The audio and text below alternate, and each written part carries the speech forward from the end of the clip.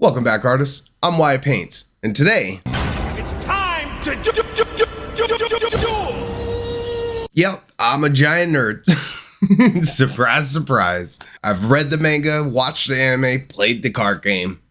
So when a slot opened up for me to do a me project, I knew Yu-Gi-Oh was going to be a perfect fit. And while I do have a Dark Magician girl sculpted by Creative Geek, that'll have to wait for another day. Because I'm doing the original auto-include in every deck, Pot of Greed. This allows me to draw 2 additional cards from my deck. I'm sorry, I couldn't help myself. If you know, you know. Now, today we're going to be interpreting a 2-dimensional drawing into 3 dimensions. So we're going to have some leeway in how we interpret it, while still holding on to some of those cartoon roots. I, for one, cannot wait to bring another chunk of my childhood to life as a physical object I can hold. So, meet me over by the painting table. I'm going to grab my brushes. Let's get started.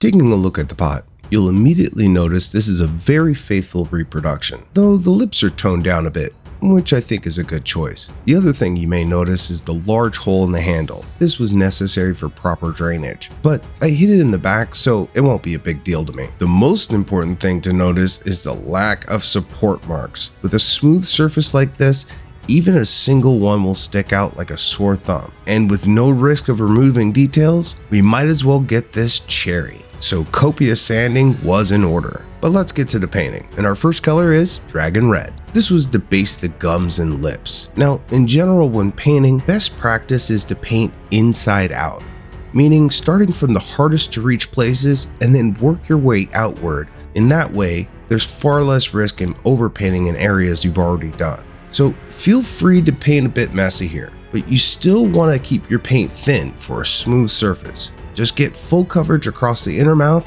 and you'll be ready to move on.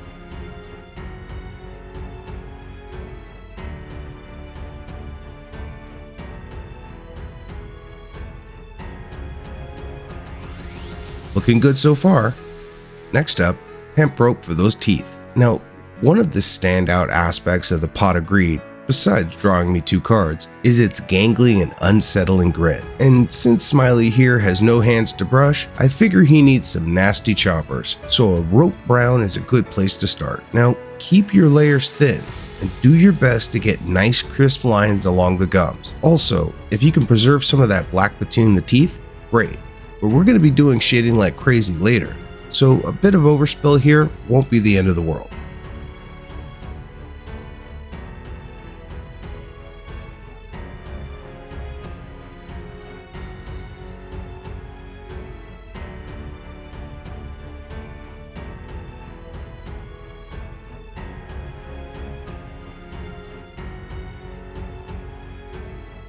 That is one good looking base.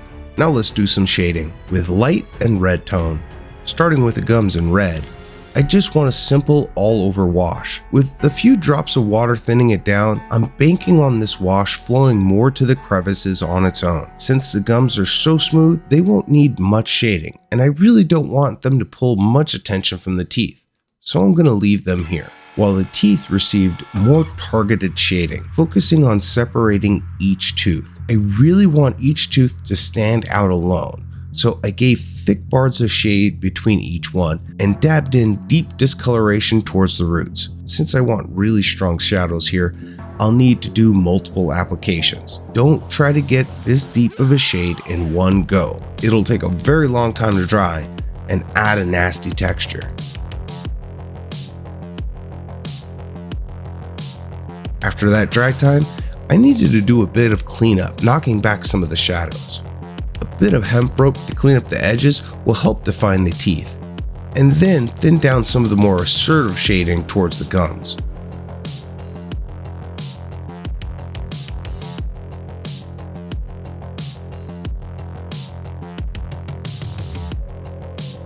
Then a bit of Dragon Red to lighten up the areas just below each tooth. This will help show the bulging of the root underneath.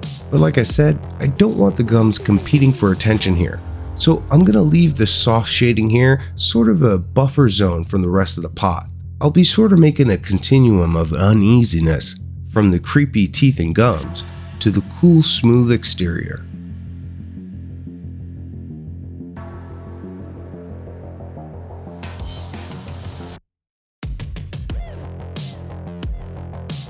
And just because it could use a touch more, I gave the teeth a bit more shading to really dial in the look I wanted, because I'm looking for some Grinch levels of gnarliness.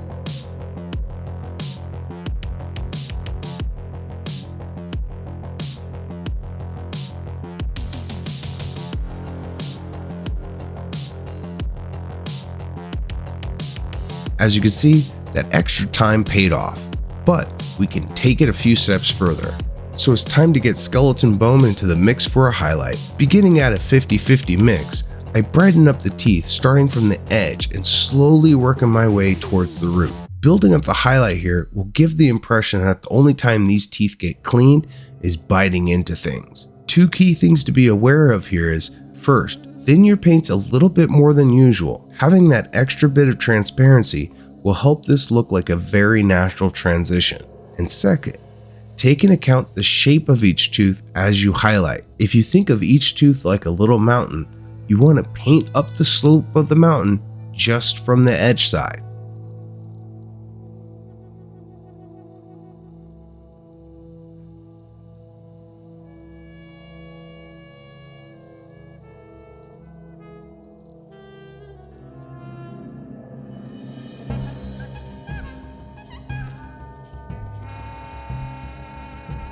Finally, to marry everything together, all of the teeth got a thinned down light tone wash. This is to help blend the transitions and give one final reinforcement to the inner teeth shadows. And it's okay to get a bit of this on the gums. All it's going to do is add a bit of a gingivitis look for free. Just don't go too wild and cover up the very subtle shading we did there.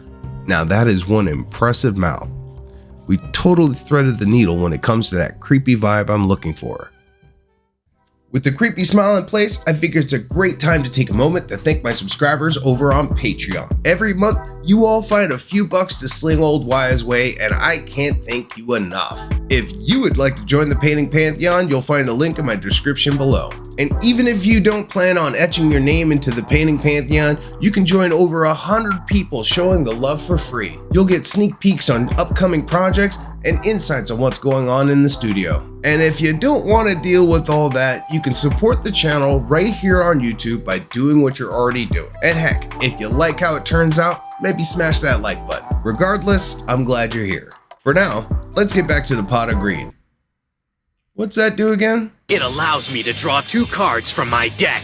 I warned you, I can't help myself. Let's get back to it. To get us going on the main body, green skin.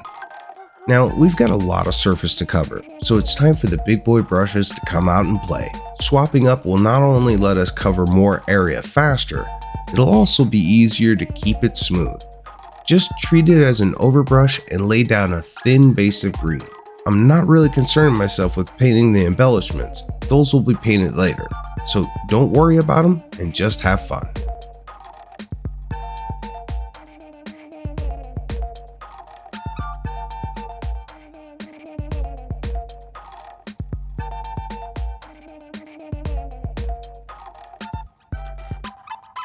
When it comes to the mouth, you're going to want to slow it down and use strokes that go towards the mouth off the edge.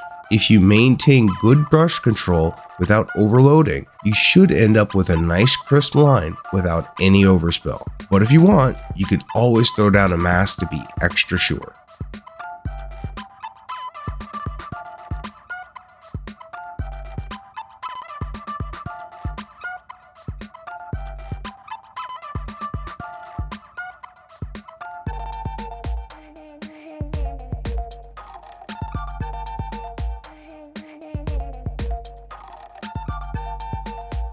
After a few coats, I had a perfectly smooth foundation to build from.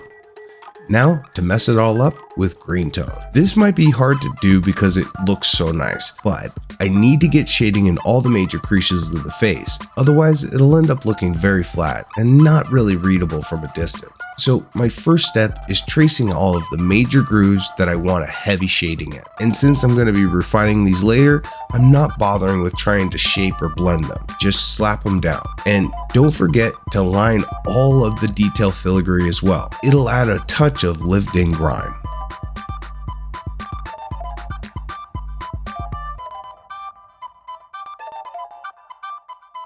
Once that first round of shading dried, I came back with an all-over shading and a fat brush. And once again, this step doesn't need much thought behind it. So long as you get an all-over wash with no pools, you'll be good. While we are going to cover a lot of this up, because of the transparency of acrylics, this undercoat will add a subtle variation to the surface and give it a much more natural look.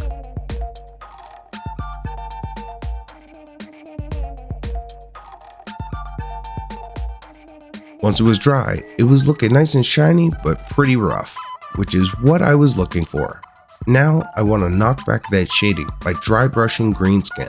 Here, it's a good idea to start with the face and do one feature at a time. The goal is to smooth out all of the random shading areas that just don't make sense, while maintaining the valley tones. Then, as you work your way around the body, try to imagine that you're actually cleaning this pot. In the large open areas where it would be easy to clean, you want there to be a nice vibrant green. But as you get to the raised detail, it would get harder to clean, so you would want more gunk to survive. Just keep a light hand and use your best judgment of what looks good, but still kind of dirty.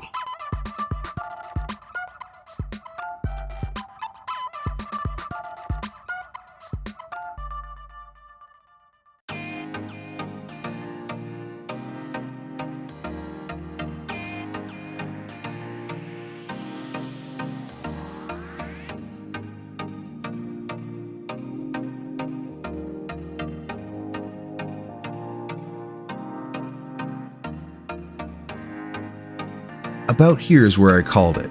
Solidly green with just a touch of dinginess to it. Just like the teeth, I want to perk up the highlight by adding jungle green into the mix. Starting at 50-50 and using Big Floof, I came at it with a medium soft dry brush. I really want to inch up this highlight slowly. Going too heavy too fast will blow out all the previous shading and eliminate all of the subtle tone variations we built up on the main body.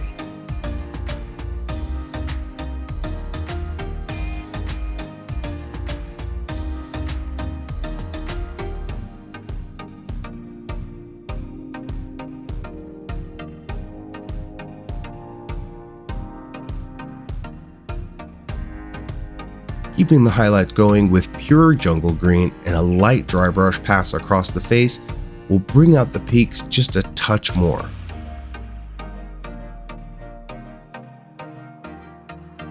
Then I felt highlighting this ring around the belly just seemed to fit.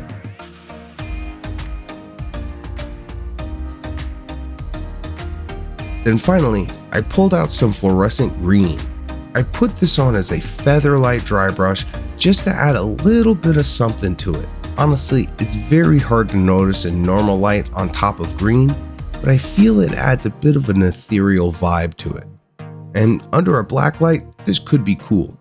I'll have to see how that looks.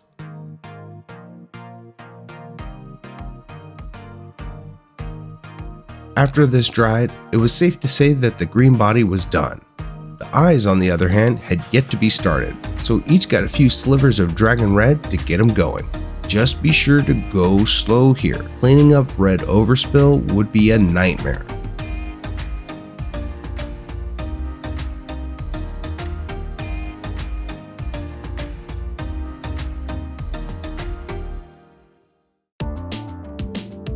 Now, we could just leave these red, but I really want to level them up and add a bit more something to the eyes.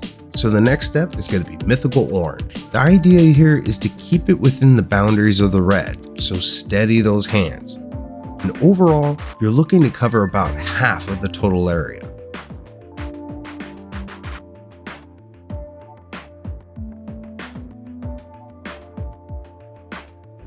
I followed this up with a bit of demonic yellow. As much as I hate using yellow, it's exactly what this needs. And since it's only a few slivers of it, I guess I'll live. And only complete a moderate amount.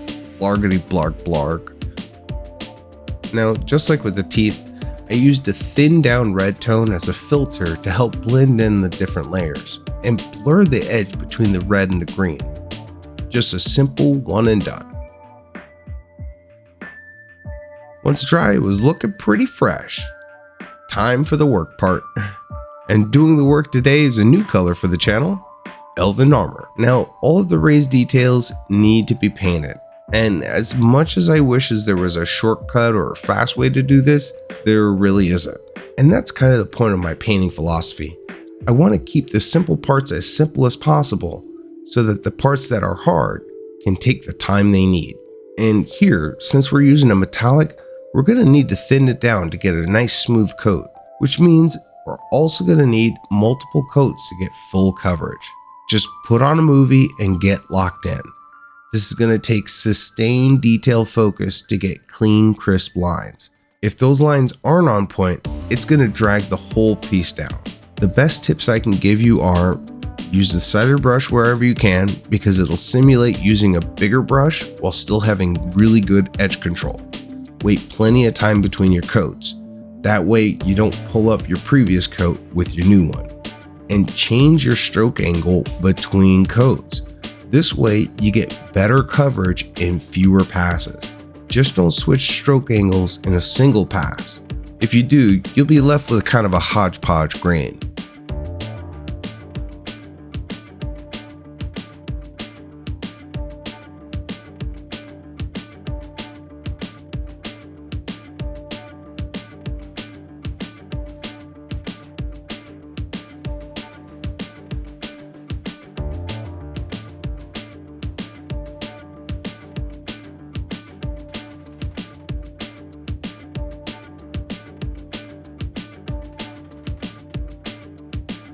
About halfway through, it made sense to me to varnish everything for protection. As I was rotating the pot to paint, I was rubbing off the bottom side as I braced it on the table.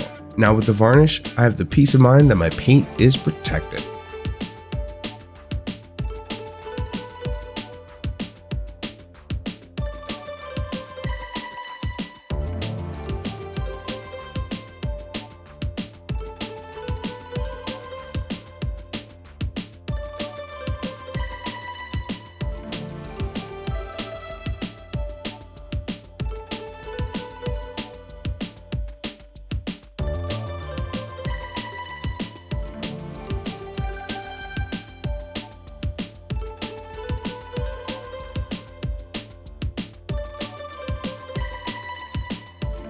Now, I left the top lip and handle for last, as it was the most convenient area to handle the jar while painting everything else. It's one of those things that becomes second nature after you've been painting for a while, but I think it's important to mention it for new painters. Planning ahead on how you're going to paint a project is just as important as executing the actual painting, as you can literally paint yourself into a corner. Plan ahead so you don't find yourself trapped.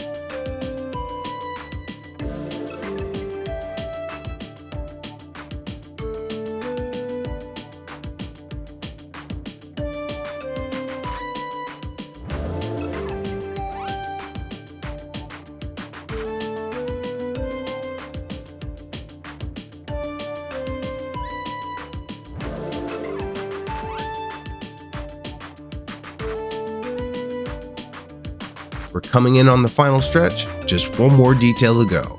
Time for death metal! Yeah, this is quickly becoming one of my favorite colors. Great job, Army Painter. Now, if you thought painting the blues were nerve-wracking, get ready for the new Game Plus. Here we have a very short detail that needs its sides done as well. To do them clean, your first step is to get an edge highlight using the side of the brush to base the top surface of the detail.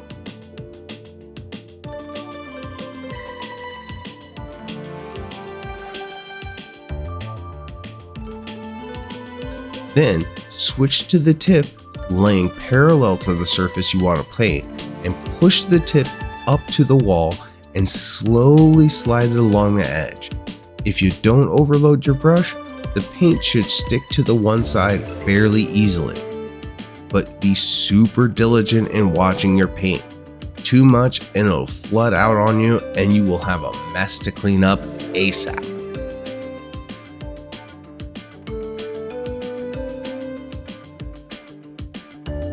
Once it was laid down, I pulled out the greedy gold. I only want to put this on the horizontal sections to simulate those extra glints of light, and it'll only take a swipe or two for each part.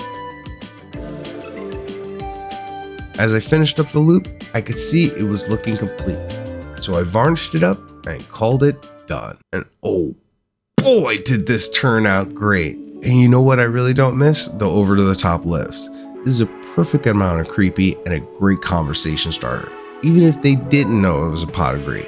After I drew 2 additional cards, I remembered I got this STL for free on Maker World. So be sure to check out the link below in the description so you can all try your hand on this project today. Hopefully you do, and if so, be sure to let me know in the comments. I'd love to check yours out. For now, I need to get on the next project. So as always, thank you for watching, stay creative, and always enjoy the process.